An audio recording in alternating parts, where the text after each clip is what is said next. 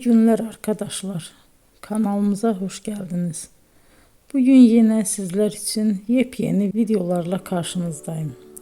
İki başarılı oyuncularımız Elçin Sangu ve Barış Ardus'tan güzel paylaşımlarını sizler için hazırladık.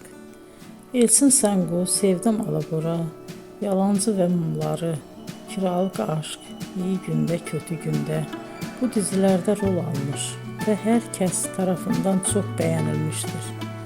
Biz de Elçin Sangu ve Barış Ardus'tan en güzel sempatik fotolarını sizler için hazırladık.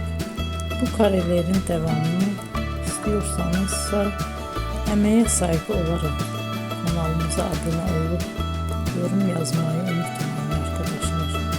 Teşekkür ederim.